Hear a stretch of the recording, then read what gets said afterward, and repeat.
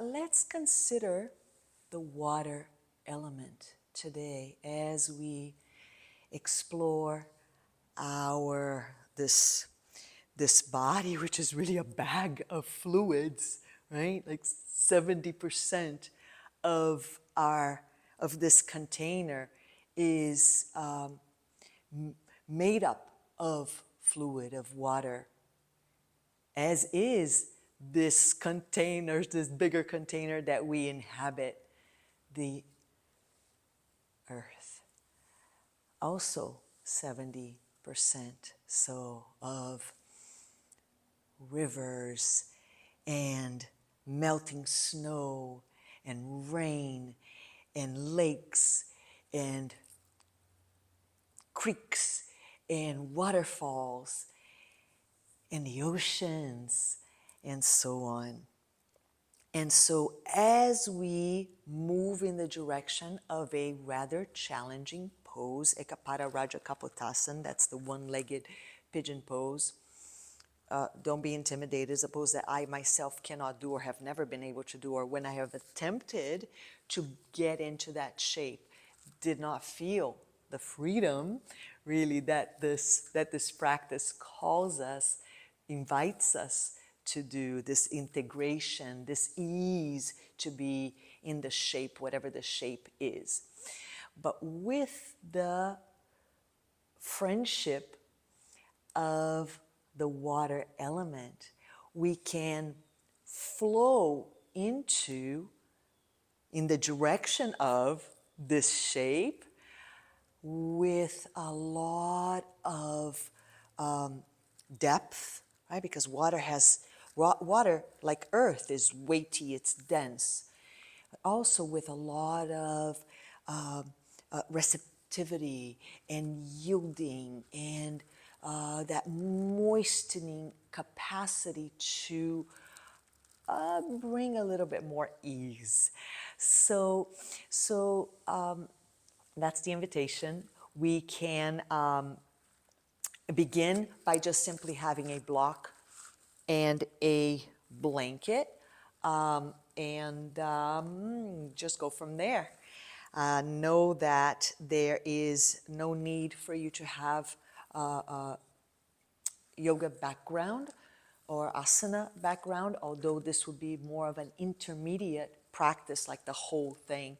But I'll give you plenty of opportunities to explore small segments along the way, and then just park there and enjoy that opportunity. So don't shy away from joining us. And then, of course, the fast forward button is there for you for certain parts that may not be appropriate, or the invitation, which I'll give you to modify certain things. Okay, so we'll begin kneeling, and you can be kneeling on your blanket if you'd like a little extra cushion for your knees. If you don't feel that that's necessary, leave the blanket out to the side. You will use it at some other point, similar with the block. And now as you come into kneeling, we're going to bring this fluid characteristic of the water element, the only element that is fluid, into our vertebrae. Okay, so we are going to articulate each one of the vertebra in a very fluid, receptive kind of way. So we start at the tail by tucking the tail in and rounding the lumbar spine, and then up towards the thoracic spine, and then all the way up to the cervical spine as the head turns. As the chin moves into the chest, and then from here you release the head, drop through the thoracic spine, and then last but not least, let your tail wag way up. All right, now let's bring the breath into this. You exhale as you round from your base through the middle into the top meaning the head, emptying out all the breath here. And then you invite the next inhalation as the head releases, the middle of the torso releases, And the tail wags up. So a big in-breath here as the collarbones broaden, as the sternum lengthens forward. Let's try this once again. Tucking in, middle body, rounding, rounding, emptying the breath. You may even come into fingertips here if you like. You may even stretch a little further back. And then once more. You may also feel that it's helpful to bend your elbows here so that you can really extend the spine on that in-breath. And then with the spinal flexion, you begin at the head where you left off and you round. Now you are welcome to continue in this way, or if you choose, come into Adho Mukha Svanasana, downward facing dog, provided the body is feeling open enough to have the spine, the torso be decompressing, releasing. Okay, if there's rounding in the spine, you may choose to stay on your knees. And then from here, for this, we're going to walk the feet together because we're going to continue with this flowing, fluid-like motion for the vertebrae. We're just going from this, from the dog shape into the plank shape. Okay, so again, kneeling or here. Here, you can lift the heels up to gain a little bit of height, shift the weight back towards the hips a lot. Engage also to the front of the thighs, and then begin to round from the base through the center and then all the way up. So as you come here into your upward facing dog, you can bend your elbows a little bit as needed, but make sure that those legs stay active, and then lift and lengthen up through the torso. And then coming back as we did before, kneeling, the head comes in and you begin to round through the upper, middle, and lower, exhaling completely. Now, being that you have the block, go ahead and come down into your knees if you were up on the dog shape. Being that you have the block here, you may find it interesting or helpful to have the block so as close to the leg, and then take it just like this, this far out. So that when you come into your upper dog, you have that support. Not to dump into, but to remind you to really use those legs to lift up from. Your choice. Again, and you can just be with the spinal waves here kneeling, and you can move your spinal wave in different directions too, sideways and so on, and play around with that, okay? We're just bringing fluidity into the spine. That's the aim of this exploration at this time. So once again, we're going to come into Adho Mukha Svanasana with the feet together. We're going to lift the heels up. And then from here, we're going to round from the base through the center and all the way up, bending the elbows slightly if it's there for you. And then from the very base of the pelvic floor, in the front of the body, we're going to lengthen forward towards the sternum and then lengthen up through the top of the head.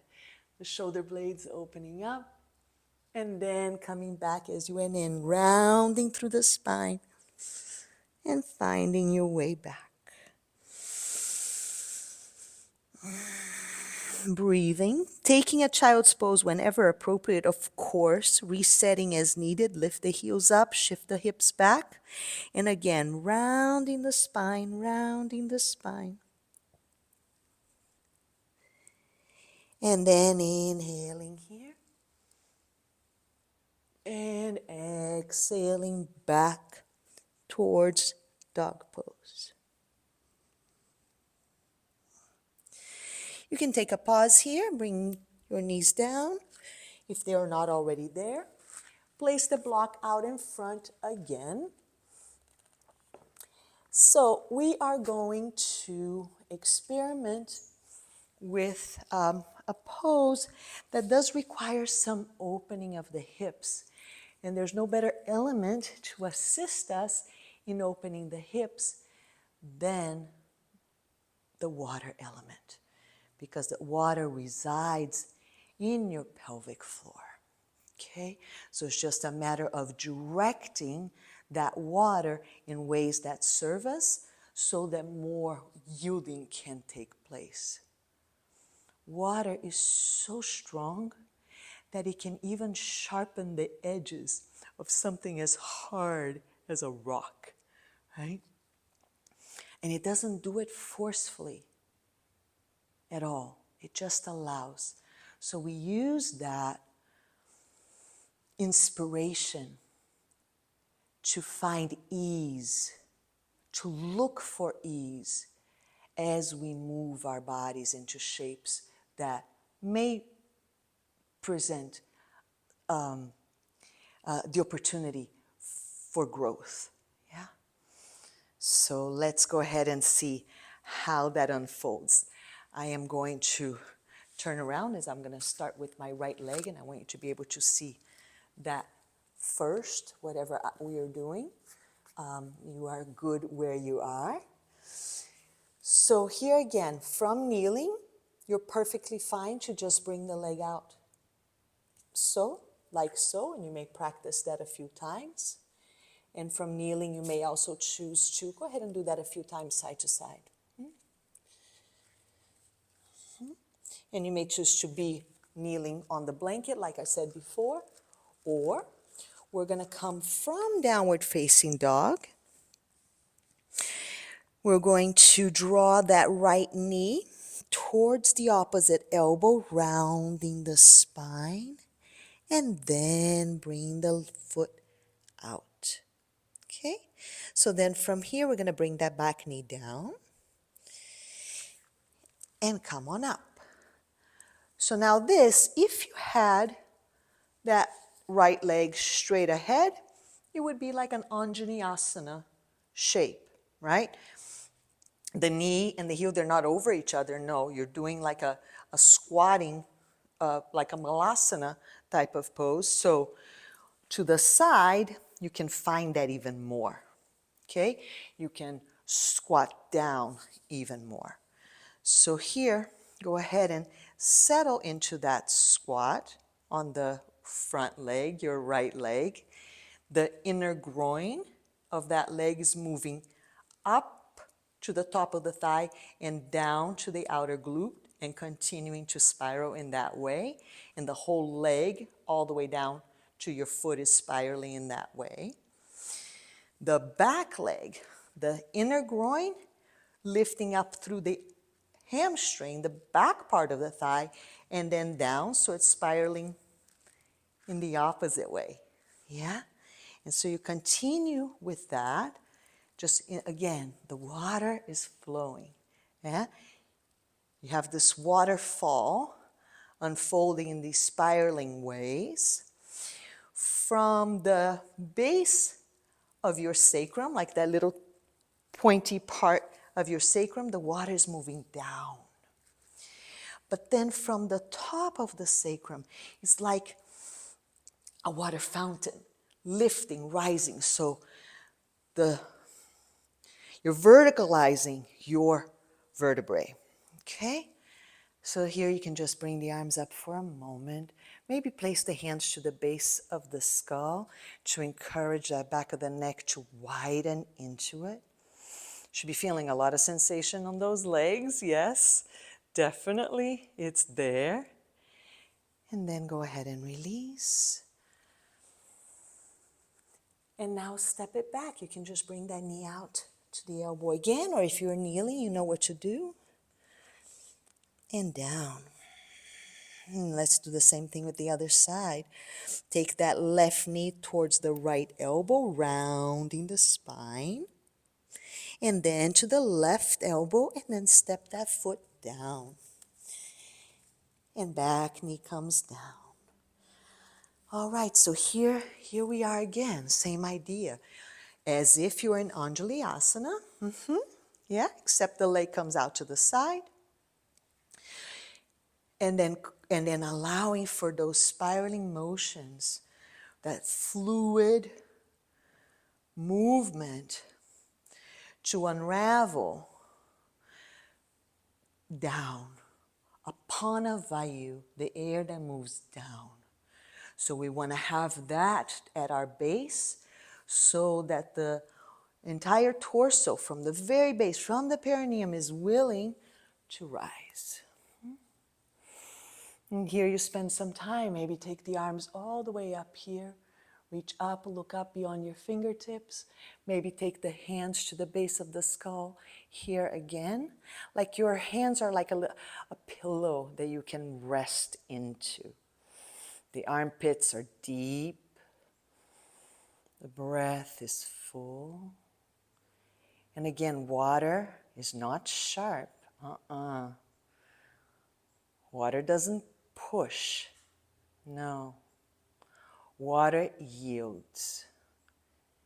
So that may include taking a child's pose right now. Yeah? It yields. So wherever there is resistance, look for an alternative. And when you've had enough, go ahead and bring the hands back down. Lifting up. Left leg comes all the way up and down. And so here now you can come down on your knees and do like another one of those little spinal waves on the knees, or you can just do one here as the alternative from dog pose, plank to upper dog. Maybe even tuck your toes under for this one, slide forward more. And then finding your way back as you went in.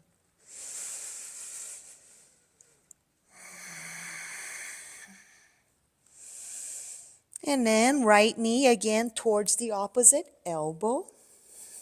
Touch it if you can, rounding the spine.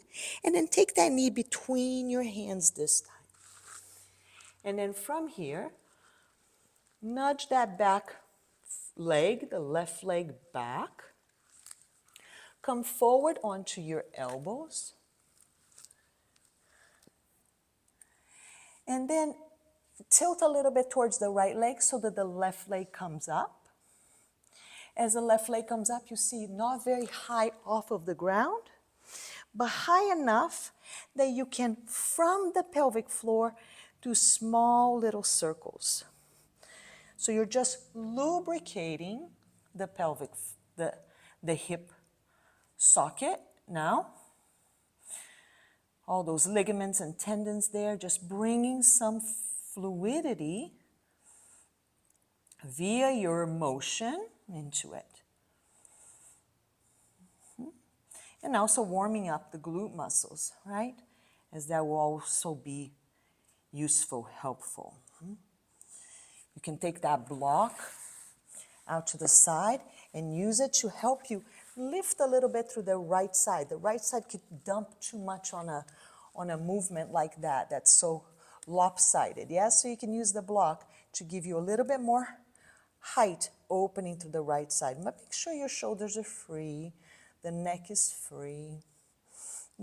You're looking for the path of least resistance. That's water, okay? All right, and then let's go ahead and experiment with the other side. So taking that back foot as your anchor. Again, just staying on your knees is an option. Knee to elbow. Bring that leg all the way up and back down.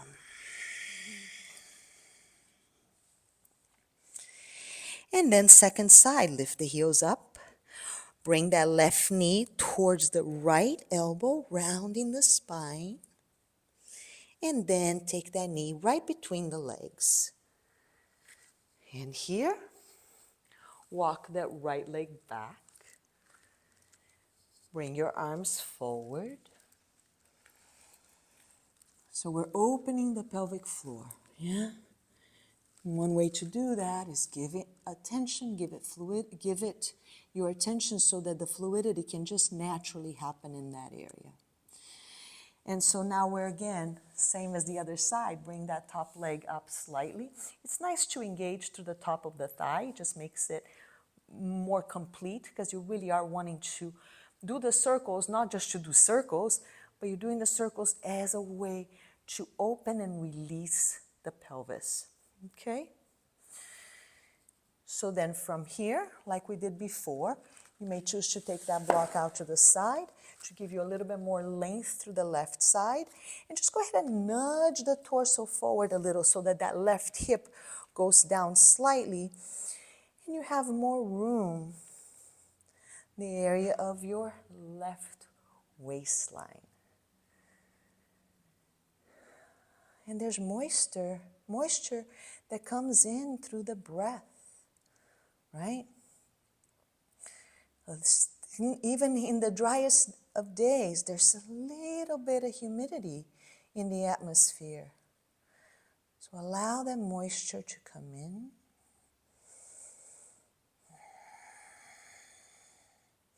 And as you exhale, you're bringing some moisture back into your environment.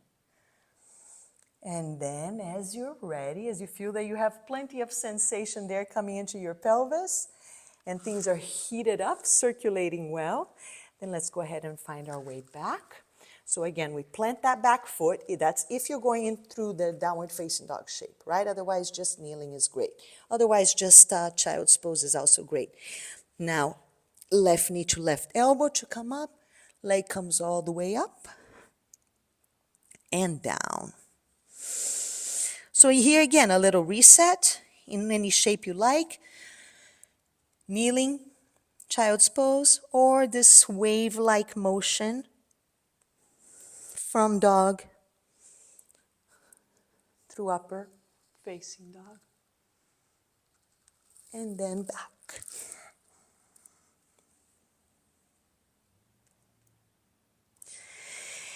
And right knee to the left elbow, round. Right foot now steps out.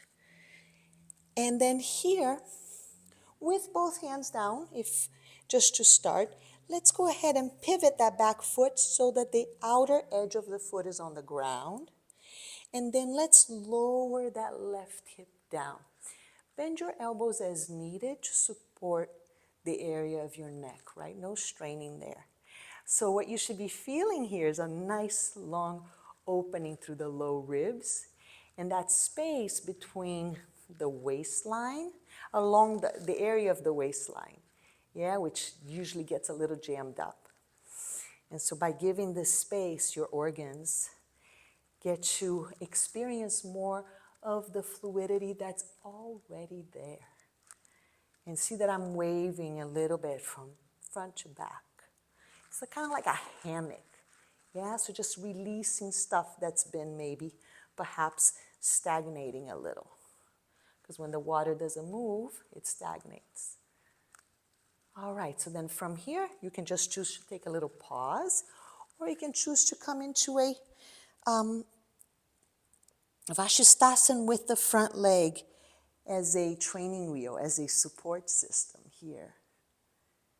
And you may also choose to open the other side of the torso by taking that top hand down, pressing into it, and just allowing the ribs to flare open to gain space.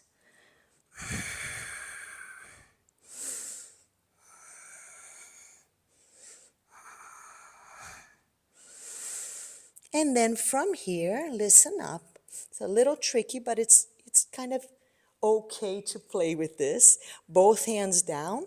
You're going to pivot that back heel up, and you're going to pivot that right knee down. So the front leg knee goes down, and then last but not least, you're on the inner part of that back foot. So now again, another variation of Vistasana. Bringing that top leg up to experiment with your balance. The hand can go to the base of the skull, again, to remind yourselves to keep that neck nice and long. Top of that left thigh engaged. so that so that there's more freedom for the leg to be released from the pelvis, and the pelvis gets to release itself from it. From here, you can bend that left knee in, catch a hold of the ankle, and then draw the knee back. Of course, if you can't catch a hold of the ankle, if that feels uncomfortable, just experiment with the balance work and the freedom of the pose with the leg straight, or even with that top leg down. So the collarbones broaden. From the base of the spine, you are lengthening out, opening out, expanding. So it's a little bit of a extension here, yeah? And also opening the front of that thigh, which will come in handy soon. Releasing that leg, reaching the arm up, bring it back down, plant the foot solidly, and then from here, we take that right knee to the right elbow, if this is how you're doing it, and then we take it all the way up and down, both legs in downward, both legs aligned, whether kneeling or in dog pose. Left knee now towards the right elbow, and left elbow, and planting that foot down. And so here again, we're going to come into that variation of Vistasana, but before that, let's keep both hands down, just in case there's tension on the shoulders, that you don't want to aggravate that by any means. So keeping both hands down at first, dropping that back heel down, and allowing that right hip to come down. Bending the elbows as much as you need to continue to maintain freedom through the neck. So the right ribs here, you feel them being released with the help of gravity. Yeah? As the hip gets weighty, heavy, those ribs can release even more. But again, nothing to force. That's not what the water element is about. Just about yielding. So if this feels like too much, come on down on your elbows. Or take a pause. It's no need to do it all, right? It's like a buffet. You take a little bit that is appropriate for you now. And then from here, let's go ahead and take that side Vistasana variation. Maybe take the top hand to the thigh, lifting up more through the torso. Reach that arm up. And maybe opening up the ribs on the top, on the left side. Coming around, maybe taking the fingertips to the ground as a way to help you expand more along the sides of the ribs. So it gives you a base from which you can extend from. This way, round from, flex from. Yes, and then coming back. So now listening up, both hands down.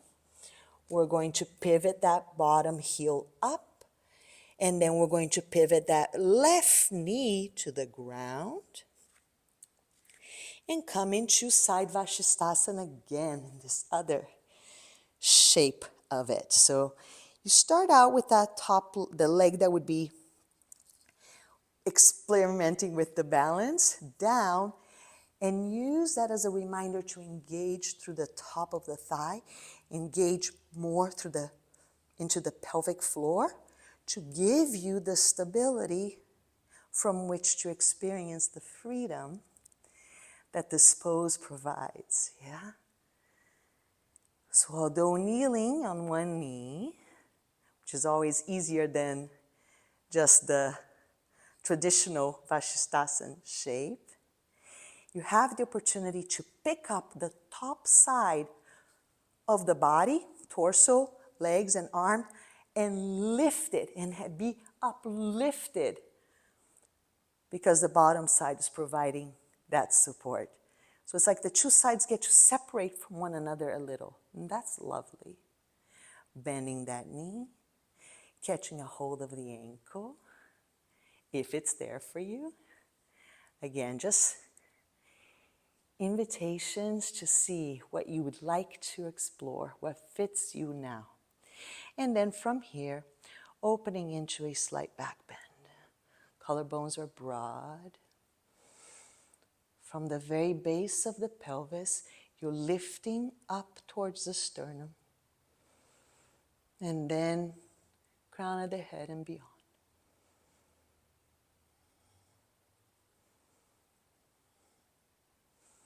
Releasing it gradually. Bringing the hand and the foot down. Plant that foot well. Left knee to the left elbow. And then bringing your left foot all the way up and down. All right, so here again, another child's pose. If that feels like the way to reset, we got one more to go. Lifting the hips up, rounding the spine if that's where you're going.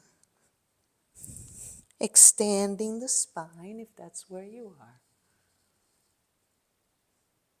Make sure that your neck is free here. Make sure that the fronts of the shoulders are free. The sternum's gotta rise. And then back in.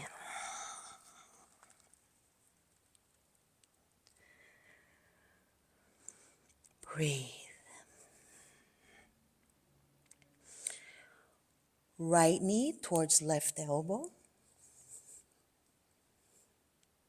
And then right knee towards right elbow and shin comes down. And now here, let's lower down the torso as best we can. Bringing the forearms down. Encouraging the torso to lengthen forward and the hips to move back. And now here, again, remembering those spirals that we had before on the squatting position. From the inner groin of that front leg, you're moving up to the upper thigh, then back towards the glute. From the inner groin of the left leg, you're lifting up towards the hamstring, right, the back of the leg, and then down to the outer thigh. So keeping that and allowing the lumbar to broaden on both sides, to broaden, yeah? So from that triangle, that's your sacrum, you are taking the right side of the torso this way and the left side of the torso this way. You're opening this area. And now from here, if you choose, you can bend that left leg. Notice that the foot will have a tendency to do this, which would then jam up the lumbar, so that's not what we want. So as you bend the leg, the foot is going out. So for this one, we can catch the inside of that left foot, if it's there, if we can find it. And as we catch it, if we do, then we encourage the foot to open out so that the outer hip opens. So that the lumbar opens, I should say. And notice that now I'm coming up on my right arm as well. And then making sure that the torso continues to, like that water fountain, yeah? Continues to shoot up towards the head. Towards the head. And if it's there for you, to bring that foot closer in so that you really work the front of the thigh. Beautiful. Enjoy it. Breathe.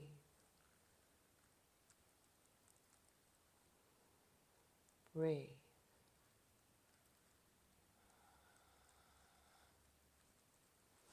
Slowly, you're going to let that go. Let it go, making sure that the foot doesn't just go in. See, for me, it's very difficult to keep that alignment. Do your best. All right, then here we can, again, now we're very close to that shape. So we are experimenting a little further if it feels appropriate, yeah? Or we're just coming back to one of the things that we did before that felt like you were working your edge, but without resistance, just flowing through it, yeah? So all of these little sampling platters are to move us in the direction of this shape, but most of all, to just be able to gain a little bit of freedom, to explore the body in ways that feel appropriate. So you may choose to use the block like so, not so that you sit on it, because then you're gonna dump and it's not, like you really have to work from the center of the body, but just as a reminder to lift more through that upper thigh, okay?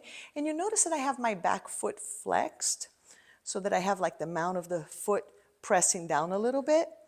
That gives me a reminder to work that inner groin of that back leg in the spiraling direction that it needs to go, but up to you, okay? Again, that triangle of the sacrum from the bottom part, Apanavayu, the breath that moves down, and then elsewhere, it's really about lifting, lengthening, rising. Udanavayu, the breath that moves up and out. Okay, and then if it's there for you, don't go wild.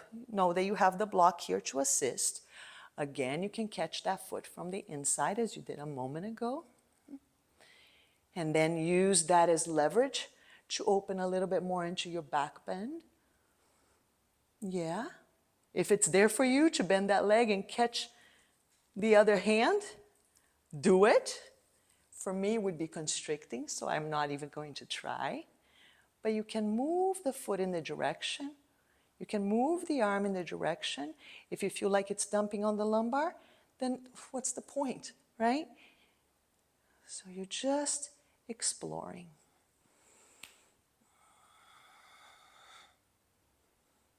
Slowly releasing.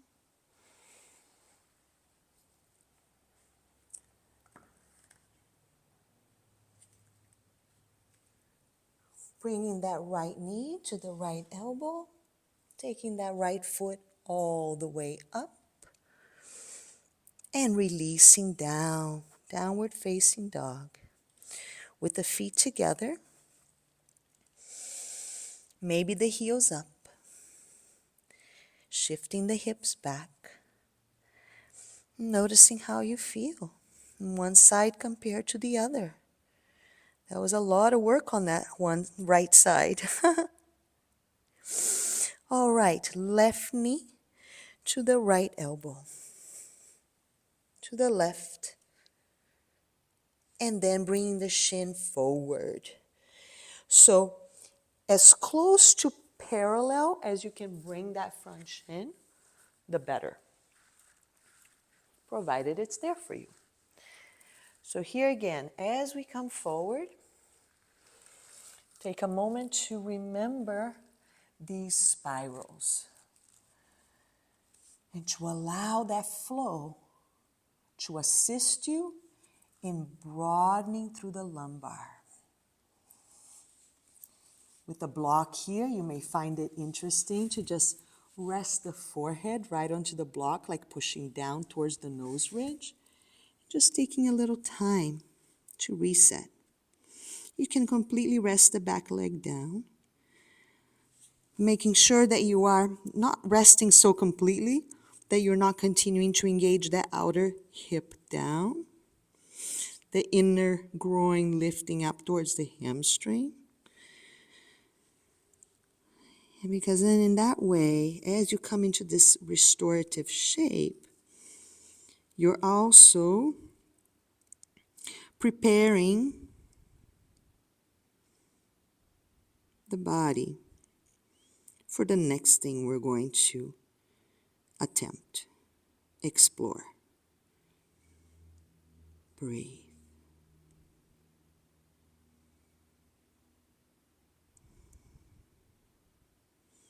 And all of the things that we've been doing so far also prepare you to just be able to be here as a restorative type of pose. And that's a wonderful thing. And then as you're ready, go ahead and come up onto your arms. Bending that back leg, if it's manageable to catch a hold of the foot, you do.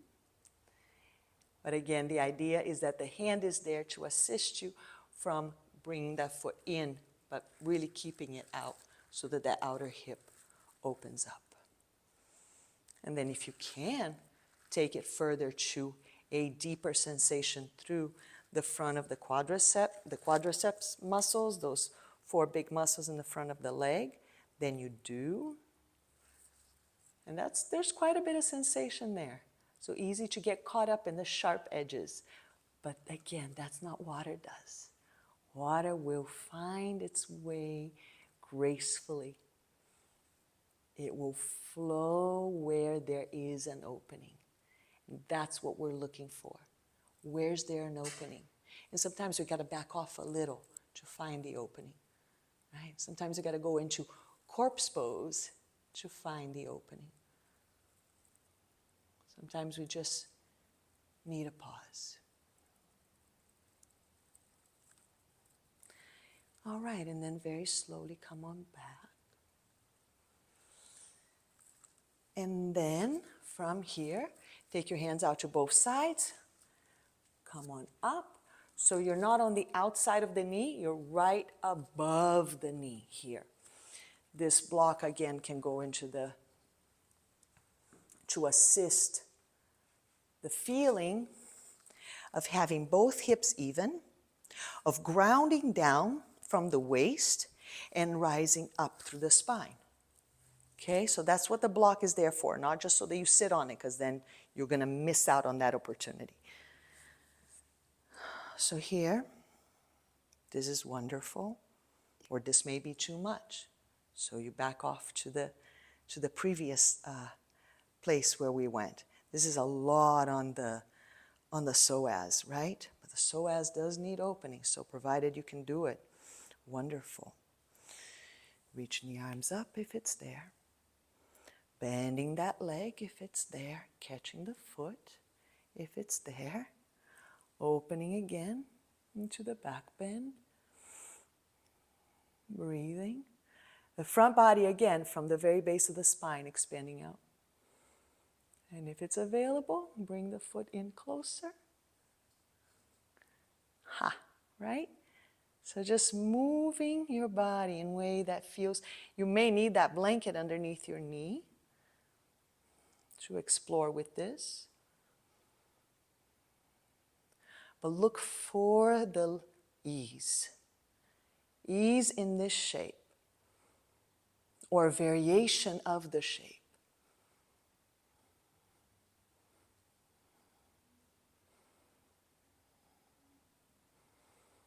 And ever so slowly,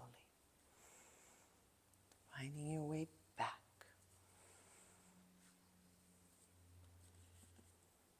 Placing that back foot down, knee out to the elbow, and leg comes all the way up and down.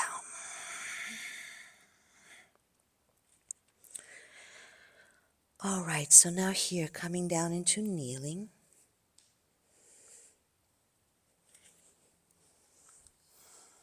And taking the restorative shape of your choice. We're doing a final little something to loosen up any body part that may just need a little more love. And I will leave you to be with this. This perfect opportunity to receive from all the effort that you put out. To assimilate, to digest, to allow it to transform you, into being able to access more fluidity when life is asking you to be receptive, to yield. And here in your restorative shape, whatever you've chosen, you can be with your pulse. Maybe one hand over the wrist, where you can feel the pulse. Maybe the hand over the heart, where you can feel that pulsation. Because that pulsation is water. Water. And so just being with it will allow it to inform you more of its qualities, of its delights, of its offerings.